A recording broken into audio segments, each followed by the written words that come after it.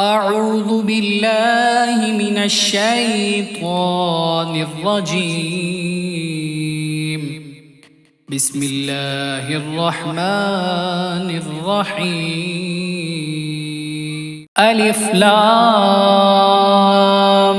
ميم. غلبت الروم في أدنى الأرض وهم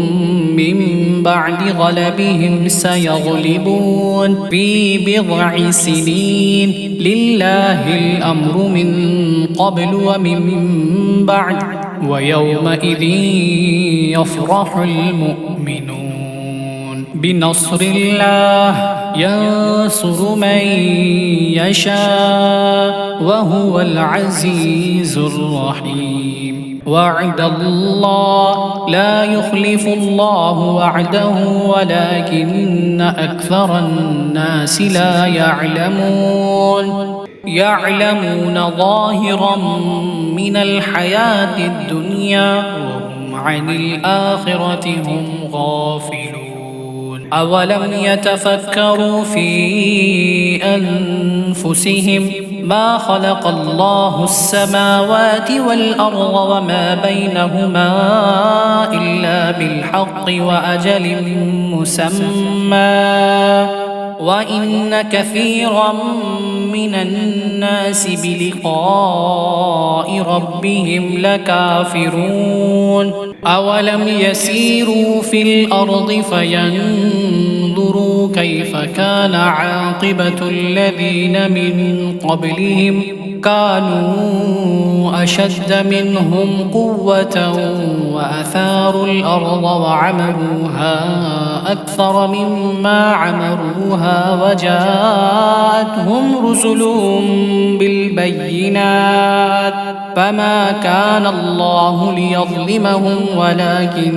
كانوا أنفسهم يظلمون. ثم كان عاقبة الذين أساءوا السوء أن كذبوا بآيات الله وكانوا بها يستهزئون. الله يبدأ الخلق ثم يعيده ثم إليه ترجعون. ويوم تقوم الساعة يبلس المجرمون ولم يكن لهم من شركائهم شفعاء وكانوا بشركائهم كافرين. ويوم تقوم الساعة يومئذ يتفرقون فأما الذين آمنوا وعملوا الصالحات فهم في روضة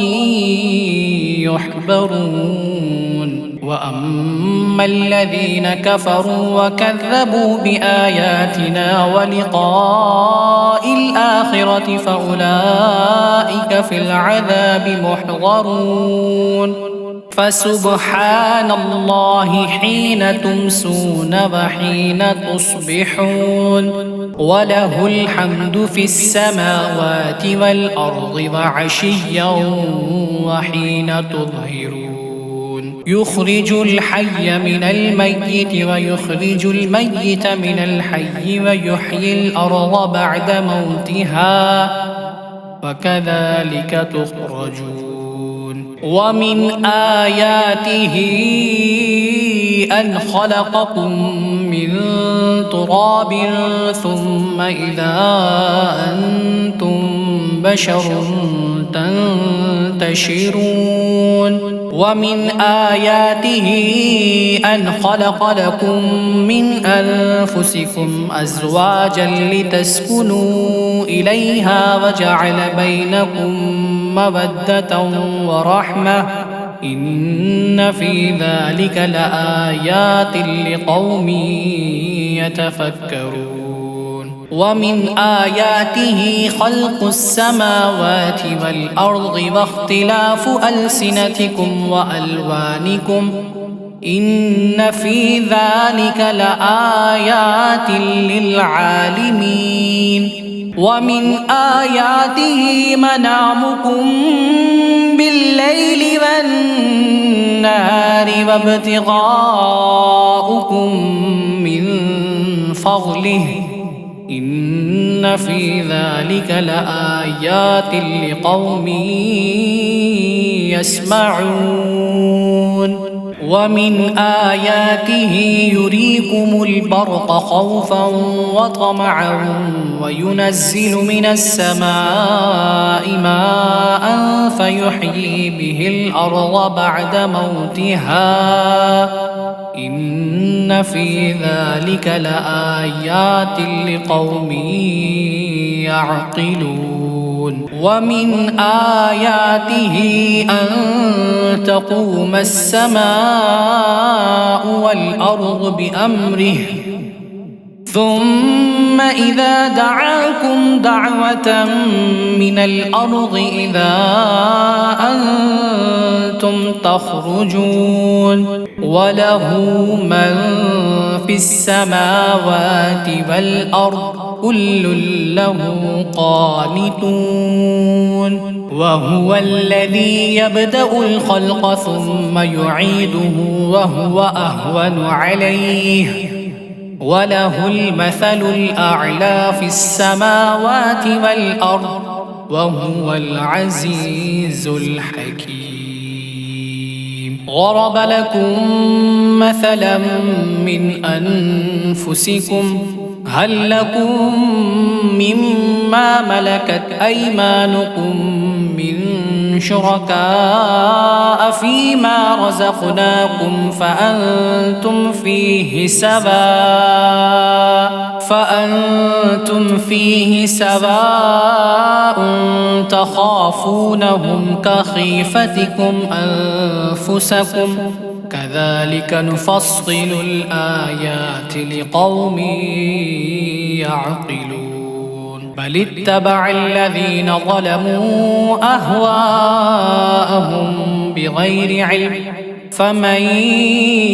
يهدي من أضل الله وما لهم من ناصرين فأقم وجهك للدين حنيفا فطرة الله التي فطر الناس عليها لا تبديل لخلق الله ذلك الدين القيم ولكن أكثر الناس لا يعلمون منيبين إليه واتقوه وأقيموا الصلاة ولا تكونوا من المشركين من الذين فرقوا دينهم وكانوا شيعا كل حزب بما لديهم فرحون وإذا مس الناس ضر دعوا ربهم منيبين إليه ثم إذا أذاقهم منه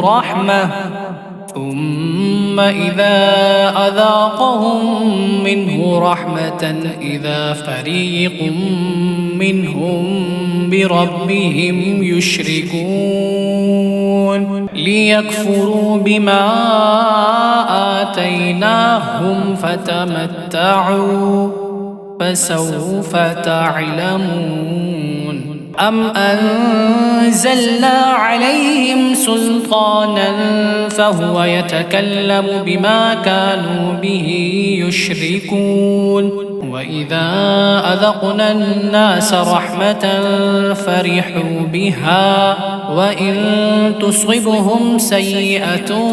بما قدمت أيديهم إذا هم يقنطون أولم يروا أن الله يبسط الرزق لمن يشاء ويقدر إن في ذلك لآيات لقوم يؤمنون فآت ذا القربى حقه والمسكين وابن السبيل ذلك خير للذين يريدون وجه الله وأولئك هم المفلحون وما آتيتم من ربا ليربو في أموال الناس فلا يربو عند الله وما آتيتم من زكاة تريدون وجه الله فأولئك هم المضعفون الله الذي خلقكم ثم رزقكم ثم يميتكم ثم يحييكم هل من شركائكم من يفعل من ذلكم من شيء سبحانه وتعالى عما يشركون ظهر الفساد في البر والبحر بما كسبت أيدي الناس ليذيقهم بعض الذي عملوا لعلهم يرجعون قل سيروا في الأرض فانظروا كيف كان عاقبة الذين من قبل كان أكثرهم مشركين فأقم وجهك للدين القيم من قبل أن يأتي يوم لا مرد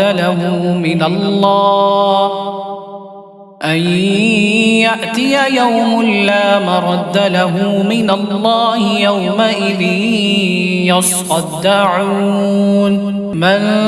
كفر فعليه كفره ومن عمل صالحا فلأنفسهم يمهدون ليجزي الذين آمنوا وعملوا الصالحات من فضله إنه لا يحب الكافرين ومن آياته أن